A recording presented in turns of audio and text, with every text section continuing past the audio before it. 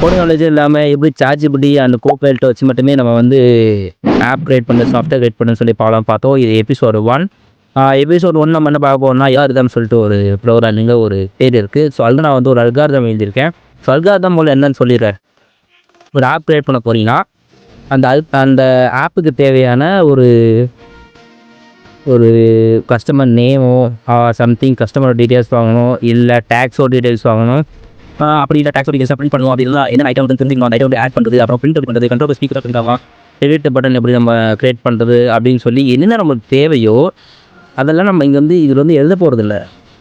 கஸ்டமைஸாக coding எழுத போகிறதில்ல. அதுக்கான டாபிக்ஸ் மட்டும் நம்ம வந்து எழுத போகிறோம். ஏன்னா நம்ம சார்ஜிபிளில் போட்டு எல்லாத்தையும் எடுத்துடலாம். நம்ம வந்து அதோட டாபிக்ஸ் மட்டும் எழுதிட்டு அதுக்கு ஏற்ற மாதிரி கோடிங் ஒன்று எடுத்து நம்ம அரேஞ்ச் பண்ணி நம்ம செட் பண்ணிக்கலாம். ஸோ அதுக்காக தான் இந்த அல்காரிதம் நான் ரெடி பண்ணியிருக்கேன். ஸோ இந்த அல்காரிதமோட ஃபுல் பிடிஎஃப் உங்களுக்கு நான் வந்து சென்ட் பண்ணுறேன். கமெண்ட்டில் EP1 சொல்லி கமெண்ட் பண்ணுங்கள். உங்களுக்கு இந்த பிடிஎஃபோட டீட்டெயில்ஸ் தானாக தேவை வரும். ஃபஸ்ட்டு வந்து இந்த அல்காரிதம் ரெடி பண்ணோம். இந்த அல்காரிதம் அவங்களுக்கு கொடுத்த உடனே நீங்கள் என்ன பண்ணால் ஒரு லேப்டாப்பில் எடுத்துகிட்டு முடிஞ்ச வரைக்கும் இதை ட்ரை பண்ணுங்கள். உங்களுக்கு இன்ட்ரெஸ்ட்டாக இருக்கிற பட்சத்தில் மட்டும். இல்லை இதே போதும் ப்ரோ நான் பண்ணுறேன் எனக்கு ஓகே தான். ஃபஸ்ட்டு வந்து நீங்கள் வந்து ஒரு அல்காரிதம் ரெடி பண்ணணும். இதை பேஸ் பண்ணி வச்சு ரெடி பண்ணுங்கள்.